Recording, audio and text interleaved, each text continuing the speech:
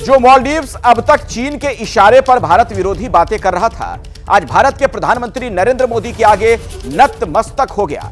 और आपको याद होगा, जब भारतीय प्रधानमंत्री नरेंद्र मोदी लक्षद्वीप दौरे पर गए थे और लोगों से लक्षद्वीप घूमने की अपील उन्होंने की, अपनी कुछ तस्वीरें उन्होंने साझा की थी, तो पर्यटन को लेकर मालदीव्स के कुछ मंत्रियों ने अभद्र टिप्पणी की थी।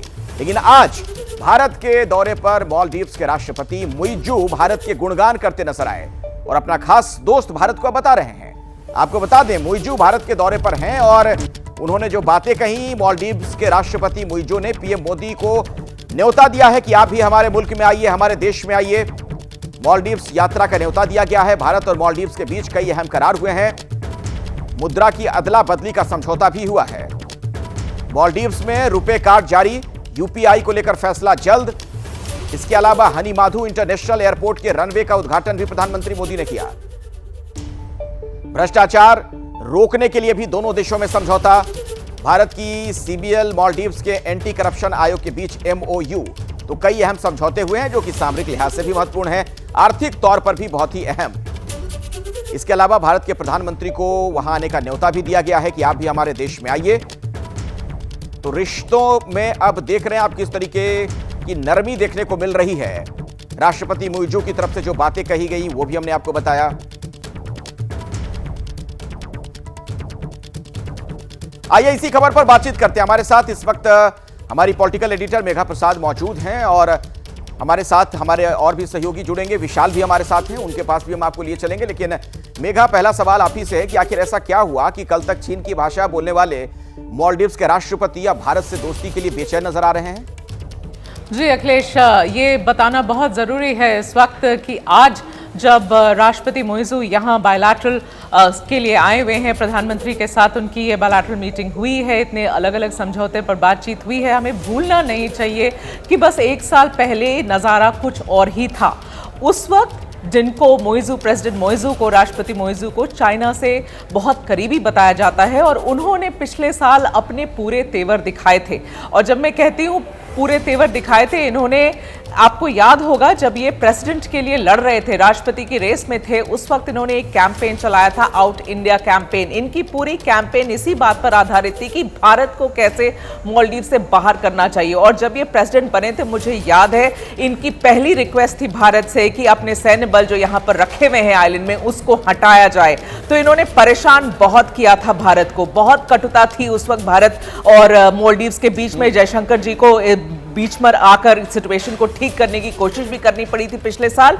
लेकिन आपने जैसे बताया अभी, लक्षद्वीप को लेकर जो पूरा कैंपेन हुआ, प्रधानमंत्री गए वहां पर, प्रधानमंत्री ने अपना फोटो शूट करवाया। प्रधानमंत्री ने बोला, भाई भारतवासियों जो बाहर जाते हैं भारत से, अपने एरियाज की तरफ देखिए, यहां भी टूरिज्म के लिए आप आ सकते हैं। और उस वक्त जो कंट्रोवर्सी छिड़ी थी, उस कंट्रोवर्सी में बहुत ऐसे मंत्री थे मालदीव्स के जिन्होंने अभद्र टिप्पणियां प्रधानमंत्री के बारे में करी थी, जो चीज देशवासियों को अच्छी नहीं लगी। उसके बाद टूरिज्म में एक बड़ा डिप देखा गया। जो लोग मालदीव्स जा रहे थे भारत की तरफ से, बहुत लोगों ने अपना कैंसिल ट्रिप किया।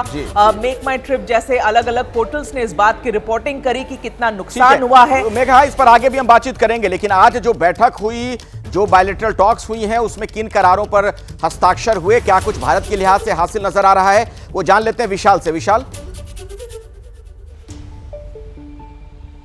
देखिए बिल्कुल, आज द्विपक्षीय मुलाकात हुई है प्रधानमंत्री नरेंद्र मोदी और मालदीव के राष्ट्रपति मोहम्मद मुइज्जू के बीच में। और ये पहली द्विपक्षीय मुलाकात रही है जब से मुइज्जू ने मालदीव में अपना कार्यभार संभाला है। हालांकि इससे पहले वो प्रधानमंत्री नरेंद्र मोदी के शपथ ग्रहण समारोह में शामिल होने आए थे। लेकिन आज जो मुलाकात हुई, इसमें कई अहम चीज़ों पर समझौते हुए। खासतौर पर रुपे कार्ड को मालदीव में लॉन्च किया गया है और जल्द ही यूपीआई को लॉन्च करने का फैसला किया गया है। इसके अलावा कई एमओयू साइन किया गया, खासतौर पर भारत की सीबीआई और वहां की जो करप्शन को हटाने संबंधी जो आयोग है उनके बीच में, ताकि दोनों देशों के बीच में आपसी सहयोग और ज्यादा बढ़ सके। इसके अलावा 700 ऐसी सोशल हाउसिंग यूनिट है जिनको हैंडओवर आज किया गया, जो कि भारत के सहयोग से बना है। कुल मिलाकर यह कहा जा सकता है कि मालदीव को यह समझ आ चुका है कि बिना भारत वो अपने देश की इकोनॉमी को अच्छे से चला नहीं सकते। और ये प्रधानमंत्री नरेंद्र मोदी की एक बड़ी कूटनीतिक जीत भी है। जिस तरीके से मालदीव्स का देख रहे हैं आप अंदाज, बिल्कुल बदला सा।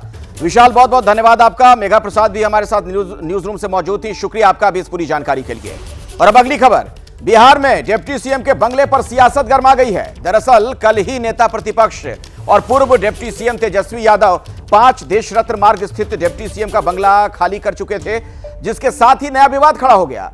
बीजेपी ने तेजस्वी यादव पर आरोप लगा दिया कि तेजस्वी ने बंगला तो खाली किया, लेकिन अपने साथ टोटी, एसी, वॉश बेसिन, आरओ और हाइड्रोलिक बेड के सामान, कई सारे सामान लेते चले गए।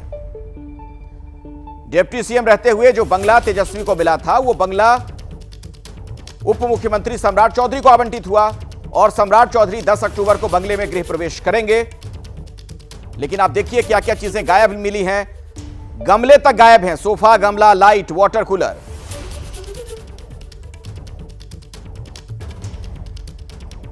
देखिए, पटना में 5 देश रत्न मार्ग पर ये जो आवास है वो डिप्टी सीएम का होता है। तेजस्वी यादव इसमें रह रहे थे। अब ये डिप्टी सीएम सम्राट चौधरी को आवंटित हुआ है। महागठबंधन सरकार में जब तेजस्वी डिप्टी सीएम थे तब उनको ये आवास मिला, लेकिन फिर बिहार में एनडीए की सरकार आ गई, सम्राट चौधरी डिप्टी सीएम बने, तो अब ये बंगला उनको आवंटित हुआ है। लेकिन बीजेपी की तरफ से आरोप लगाया जा रहा है कि यहाँ पर से कई सामान गायब हैं, कई सामान डैमेज हैं। देखिए, कैमरा पर्सन विशाल आपको तस्वीरें दिखा रहे हैं। बिहार बीजेपी के मीडिया सह प्रभारी एवं पार्टी के नेता दानिश हमारे साथ हैं। दानिश जी, क्या क्या गायब है आप लोग के नजर में? देखिए, जब हम यहाँ पे आए, क्योंकि यहाँ पे ये बिहार के डिप्टी सीएम श्री सम्राट चौधरी जी को ये आवंटित हुआ है और दुर्गा पूजा के शुभ अवसर पर वो यहाँ पे जो है शिफ्ट होने वाले हैं, अपना कामकाज यहाँ से शुरू करने वाले हैं। तो जब यहाँ पे सफाई के लिए लोग आए तो देखा गया कि यहाँ की जो चीजें थी, जो बेसिक चीजें थी, वो यहाँ से गायब है। अब जैसे उदाहरण के तौर पर देखिए, ये बेड का आपको वॉल दिख रहा है, लेकिन बेड का जो बेस होता है, ये जो हाइड्रोलिक बेड था, यहाँ के कर्मचारियों ने बताया है, और ये जो बेस था वो गायब है। एयर कंडीशन, काफी एयर कंडीशन यहाँ पे थी जो यहाँ से गायब दिख रही हैं। कितनी गायब है लगभग? उसकी सूची तो आपको दी जाएगी। इसके अलावा यहाँ पे बैडमिंटन कोर्ट बनाया गया था, उस कोर्ट से कारपेट को उखाड़ लिया गया है। जो नल और नल जो होते हैं, वॉशरूम के जो नल होते हैं, जो टोटी होती है, उसको भी उखाड़ के ले जाए। आपका आरोप है कि टोटी गायब है? निश्चित तौर पर ये देखिए, आप सामने, मेरा आरोप नहीं है, ये देखिए आप, ये सत्यता है। ये देखिए, यहाँ पे जो है, यहाँ के कर्मचारियों ने बताया है कि यहाँ पे वॉश बेसिन लगा हुआ था, उसको उखाड़ के ले जाया गया है। ये देखिए, ये सामने आपको दिख रहा है। यहाँ से टोटी गायब कर दी गई है। जी, टोटी गायब है यहाँ से, ये आरोप लगाया जा रहा है। वॉश बेसिन को निकाल के ले जाया गया। काफी अच्छे अच्छे फर्नीचर थे, वो फर्नीचर को यहाँ से ले जाया गया है, और जो भी एयर कंडीशन थे, जो भी महंगे सामान थे, उस सब चीजों को यहाँ से ले जाया गया। ये आरोप नहीं, ये हकीकत है। और देखिए, इससे पहले भी उत्तर प्रदेश के मुख्यमंत्री अखिलेश यादव जी का हमने उदाहरण देखने को मिला था। जब वो वहां से उन्होंने सरकारी बंगला खाली किया था, उन्होंने भी सरकारी संपत्ति को अपना समझ करके अपने घर ले गए थे। बिहार के पूर्व डिप्टी सीएम और वर्तमान में नेता प्रतिपक्ष तेजस्वी यादव ने बंगला तो खाली कर दिया, लेकिन इसे लेकर अब देखिए किस तरह की राजनीति हो रही है। एक और बीजेपी और जेडीयू तेजस्वी यादव पर जमकर बरस रही है, तो दूसरी ओर आरजेडी तेजस्वी यादव के बचाव में उतर आई है। ये पूरे सामान लूट लिए गए, लेके गए, इन पर तो एफआईआर दर्ज होनी चाहिए। बीजेपी घटिया सियासत कर रही है, अच्छी राजनीति कर रही है। अब कह रही है कि तेजस्वी यादव जी एसी खोलकर चले गए, बेड लेकर चले गए। ये कैसा राजनीति का संस्कार है? और वो सरकार की संपत्ति है, जनता की गाड़ी कमाई उसमें खर्च होती है। और अब अगली खबर, नतीजों से पहले हरियाणा में दावों का दौर। पूर्व सीएम भूपेंद्र सिंह हुड्डा ने फिर से दावा किया, हरियाणा में बनेगी कांग्रेस की सरकार। मुख्यमंत्री चेहरे को लेकर बोले भूपेंद्र हुड्डा, विधायकों की राय लेकर आला कमान करेगा फैसला, जो भी फैसला होगा उसका स्वागत है। आज शाम राहुल गांधी से मिलेंगे भूपेंद्र हुड्डा। तो हरियाणा में सरकार बनाने का दावा एक बार फिर से किया गया है। 1 महीने से हम कह रहे हैं कि हरियाणा के लोग फैसला कर चुके हैं, छत्तीस बिरादरी, कि हरियाणा में अब की बार कांग्रेस की सरकार। सर, मुख्यमंत्री कौन होगा? मुख्यमंत्री को लेकर बड़ा सवाल है। कोई सवाल नहीं है, कांग्रेस में कोई सवाल नहीं होता। आइए इसी खबर पर और विस्तार से हम जानकारी लेते हैं। मेरे साथ जैनेंद्र हमारे सहयोगी मौजूद हैं। जैनेंद्र, ये जो आज मुलाकात होनी है, जो खबर आ रही है कि शाम दिल्ली आएंगे हुड्डा, कुछ खास वजह? नहीं, भूपेंद्र सिंह हुड्डा दिल्ली आए हुए थे कल शाम और अब वो रोहतक के लिए रवाना हो गए हैं। तो भूपेंद्र हुड्डा की तो कोई राहुल गांधी से मुलाकात नहीं है अखिलेश। संभावना जताई जा रही है कि संभवतः दीपेंद्र हुड्डा मुलाकात कर सकते हैं, हालांकि इसको लेकर के कि भी कोई पुख्ता सूचना नहीं है। कुल मिला के अब कल को लेकर के नजरें हैं, कल को लेकर तैयारियां हैं। भूपेंद्र हुड्डा रोहतक में बैठकर नतीजे देखेंगे, कुमारी सैलजा दिल्ली में बैठकर नतीजे देखेंगी, दीपेंद्र हुड्डा भी रोहतक में ही मौजूद रहेंगे। और चूंकि सारे एग्जिट पोल ये प्रेडिक्ट कर रहे हैं कि कांग्रेस को बम्पर जीत मिलने वाली है, तो ऐसे में अब जो है दोनों खेमों यानी सैलजा और हुड्डा के खेमों में जो है वो अब विधायक दल की बैठक और उसमें अपने दावे को लेकर के तैयारियां अंदर खाने कहीं ना कहीं शुरू हो गई हैं। अब सबको इंतजार हालांकि ऑफिशियल नतीजों का है और उसके बाद ही देखना होगा कि ऊंट किस करवट बैठता है। फिलहाल चूंकि ज्यादा टिकटें हुड्डा ने बांटी हैं, तो जाहिर है माना जा रहा है कि विधायक दल की बैठक में उनका पलड़ा भारी रहेगा, लेकिन सैलजा को भी आला कमान से उम्मीदें हैं। तो लेकिन ये सब नौबत तब आएगी जब कांग्रेस 45 के पार जाएगी। अब इसी को लेकर कल नजरें। इससे पहले कांग्रेस लीडरशिप के साथ भूपेंद्र हुड्डा की कोई मुलाकात तो नहीं है, हुड्डा रोहतक जा चुके हैं। दीपेंद्र हुड्डा की मुलाकात संभव है। पर हलचल पर नजर बनाकर रखिएगा। अब अगली खबर जम्मू कश्मीर से, जहां विधानसभा में 5 मनोनीत सदस्यों का मामला सामने आया है। कांग्रेस और नेशनल कॉन्फ्रेंस ने मनोनयन को अवैध बता दिया। जरूरत पड़ी तो सुप्रीम कोर्ट जाएंगे, यह तक कहा गया है। फारूक अब्दुल्ला ने कहा कि बीजेपी से किसी कीमत पर गठबंधन नहीं करेंगे। इल्तिजा मुफ्ती ने भी बीजेपी पर सवाल खड़े किए हैं। बीजेपी ने कहा कि सब कानून के मुताबिक हो रहा है। तो 5 मेंबर्स के मनोनयन का जो फैसला है उसको लेकर आप देख रहे हैं किस तरीके से विवाद सामने आ गया है। कांग्रेस और एनसी ने दोनों ने इसे गलत बताया।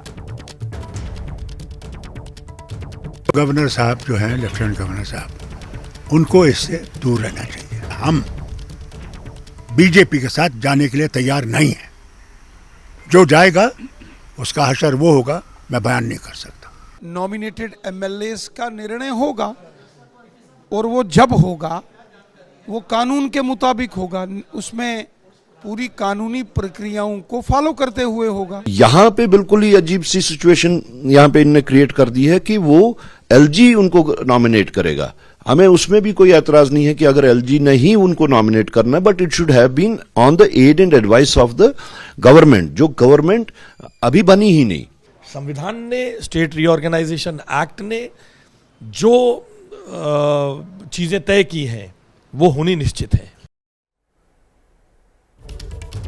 आइए सीधे मैं आपको लिए चलता हूं अजय बाचलू के पास इसी खबर पर और विस्तार से उनसे जानकारी लेते हैं। अजय, वहां की फिजाओं में, सियासी फिजाओं में इस फैसले को लेकर क्या हलचल है? वहां के जो स्थानीय नेता है क्या कह रहे हैं? देखिए अखिलेश, अगर हम बीजेपी की बात करें तो बीजेपी तो इस बात पे पूरी एडमेंट है कि ये जो 5 नॉमिनेशंस हो रहे हैं ये कानून के हिसाब से हो रहे हैं। और जो रीऑर्गेनाइजेशन एक्ट जम्मू कश्मीर में लागू हुआ है जब से जम्मू कश्मीर केंद्र शासित प्रदेश बना है, तो उसके हिसाब से और सुप्रीम कोर्ट की कुछ गाइडलाइंस का हवाला देते हुए बीजेपी ये कह रही है कि ये जो नॉमिनेशंस हो रहे हैं ये सब कानूनी प्रक्रिया के तहत हो रहे हैं और केंद्र सरकार को किसी से इजाज़त लेने की ज़रूरत नहीं है, जहां तक सवाल इन 5 लोगों के नॉमिनेशंस का आता है। इसके साथ ही बीजेपी का यह भी दावा है कि जो 5 विधायक नॉमिनेट होंगे उन 5 के पास वो सारी प्रिविलेजेस और पावर्स होंगी जो एक सिटिंग विधायक के पास होती हैं। मतलब ये कि ये 5 विधायक जो कि निर्णायक साबित हो सकते हैं वोटिंग में, इनके पास वोटिंग राइट भी रहेगा। लेकिन वहीं अगर विपक्ष की बात करें तो विपक्ष टाइमिंग पर सवाल उठा रहा है, विपक्ष इनके नॉमिनेशंस पर सवाल उठा रहा है और विपक्ष लगातार सवाल उठा रहा है इन 5 जो विधायक हैं इनकी जो एफिलिएशंस रही हैं एक पॉलिटिकल पार्टी के साथ, उसको लेकर लगातार सवाल उठा रहे हैं। और कांग्रेस तो यहाँ तक हमलावर हुई है और कांग्रेस के जो प्रदेश के अध्यक्ष हैं तारिक हमीद कर्रा, उन्होंने एबीपी न्यूज़ से बात करते हुए इसे प्री पोल रिगिंग तक कह दिया है कि मतलब पोलिंग से पहले ही, पोलिंग के नतीजे आने से पहले ही इस तरह की रिगिंग जो है वो कर रही है। लेकिन इस बीच जो जानकार हैं उनका ये कहना है कि अगर केंद्र सरकार और एलजी इन 5 लोगों को नॉमिनेट करते हैं तो इसमें कोई भी गैर कानूनी कदम नहीं होगा, क्योंकि जो रीऑर्गेनाइजेशन एक्ट है उमर अब्दुल्ला ने एक और खबर आ रही है, दर्शकों को बता दें कि उमर अब्दुल्ला ने इंजीनियर रशीद पर साधा है निशाना। रशीद का नाम लिए बगैर उमर अब्दुल्ला ने पोस्ट पर कुछ बातें लिखी है सोशल मीडिया में। एक आदमी दिल्ली से लौटकर बीजेपी के हाथ में खेल रहा है, यह कहा उमर अब्दुल्ला ने। बीजेपी जम्मू कश्मीर में केंद्र का शासन चाहती है। उमर अब्दुल्ला की तरफ से ये बातें सोशल मीडिया पर लिखी गई हैं। तो एक बार फिर से आपको बता दें,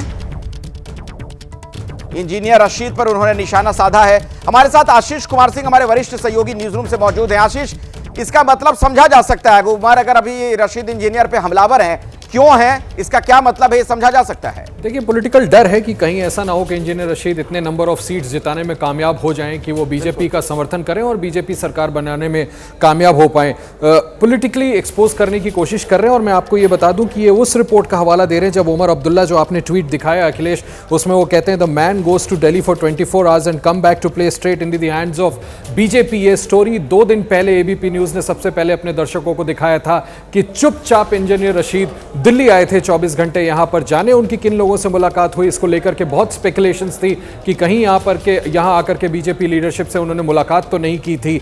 इसी रिपोर्ट का वो हवाला दे रहे हैं एबीपी न्यूज की खबर का, जिस आधार पर वो इंजीनियर रशीद पर हमला कर रहे हैं। पहले भी एबीपी न्यूज पर अखिलेश, आपको याद होगा, उन्होंने ये कहा था कि एबीपी न्यूज के इंटरव्यू में इंजीनियर रशीद ने कहा था मेरे दरवाजे सबके लिए खुले हैं। तब भी उमर अब्दुल्ला ने आरोप लगाया था कि ये बीजेपी के साथ जा सकते हैं। आज भी उमर अब्दुल्ला उसी आधार पर हमला कर। बिल्कुल। और अभी एक और बड़ी खबर आ गई है, जम्मू कश्मीर में बीजेपी सरकार बनाने की कोशिशों में है। उसी से संबंधित ये एक बड़ा अपडेट आपको बता दें कि बीजेपी के बड़े नेताओं ने कहा है कि वो निर्दलीय उम्मीदवारों के संपर्क में है। अल्ताफ बुखारी, सज्जाद लोन के संपर्क में बीजेपी। ये सूत्रों के हवाले से एक बड़ा अपडेट आपको दे दें।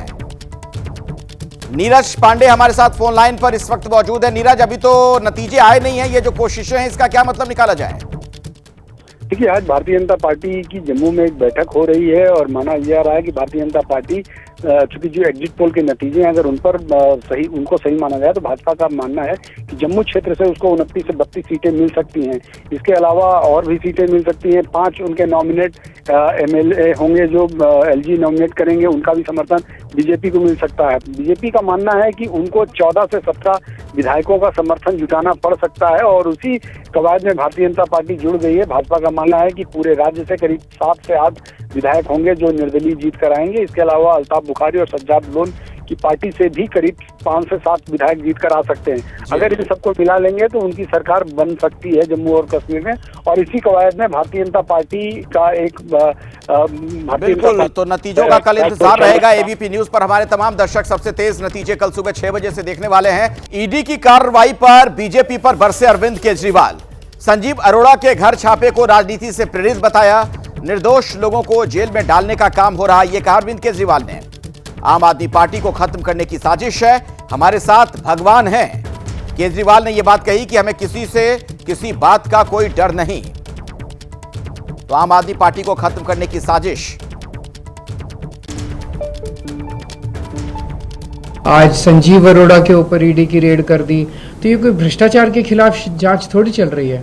ये तो ऐसे लग रहा है जैसे प्रधानमंत्री जी एक पार्टी के पीछे पड़ गए हैं बुरी तरह से, और जितनी उनके पास ताकत है, एजेंसीज हैं, रिसोर्सेज हैं, सारे के सारे रिसोर्सेज एक पार्टी को और उसके नेताओं को ख़त्म करने के ऊपर लगा दिए हैं। लेकिन हमारे साथ भगवान है, हमारे साथ शक्ति है, तो हमने कोई गलत काम नहीं किया तो हम किस बात से डरेंगे। आइए इसी खबर पर कुछ और जानकारी लेते हैं। बलराम पांडे मेरे सहयोगी इस वक्त हमारे साथ मौजूद हैं। बलराम, कुल मिलाकर उसी लाइन पर अरविंद केजरीवाल का यह बयान, जिस तरीके से पहले भी वो कहते रहे हैं कि उनकी पार्टी को खत्म करने की साजिश की जा रही है, उन्हें फंसाया जा रहा है।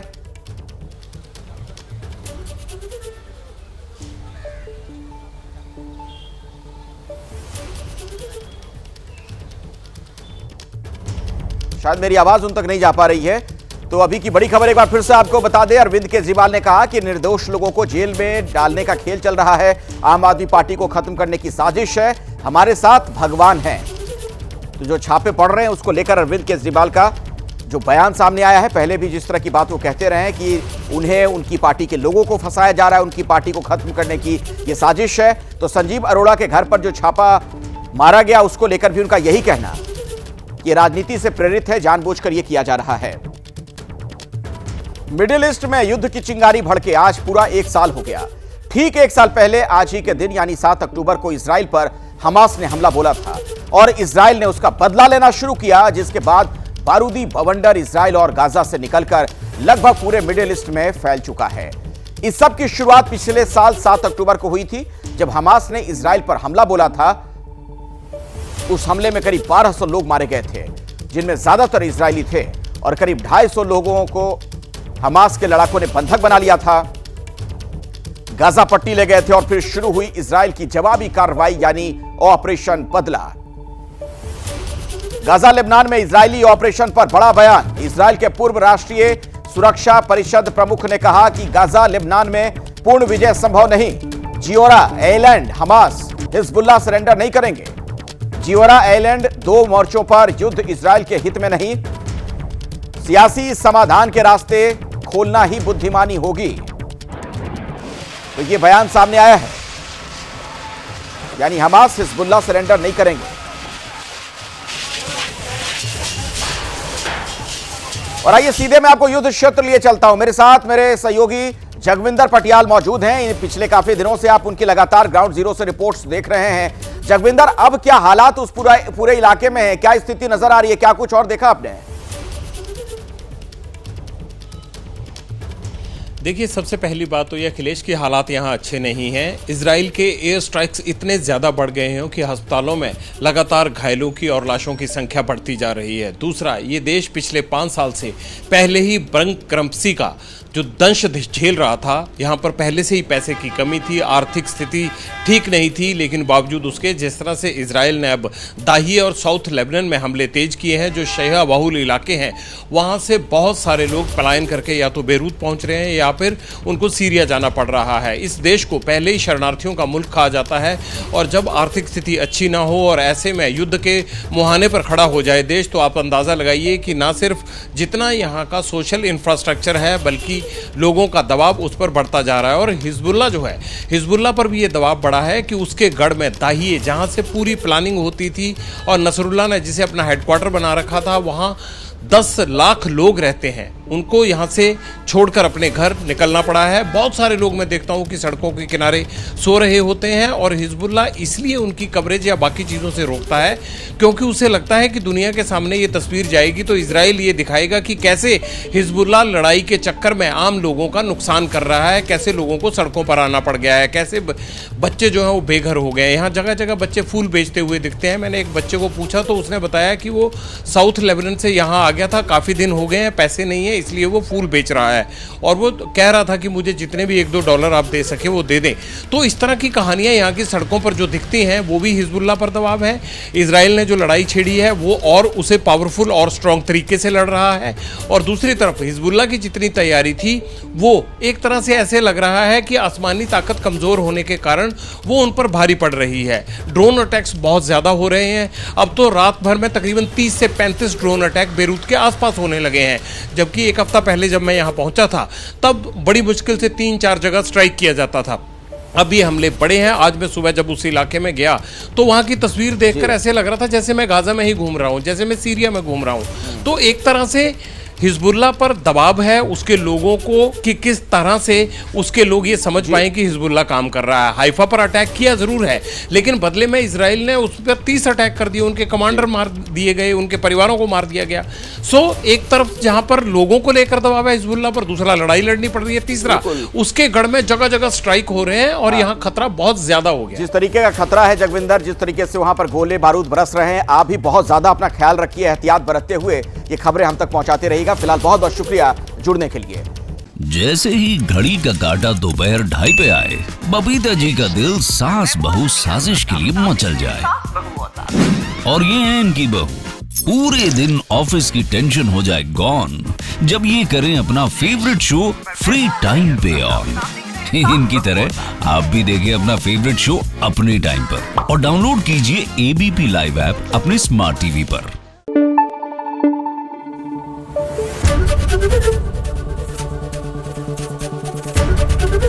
एबीपी न्यूज आपको रखे आगे।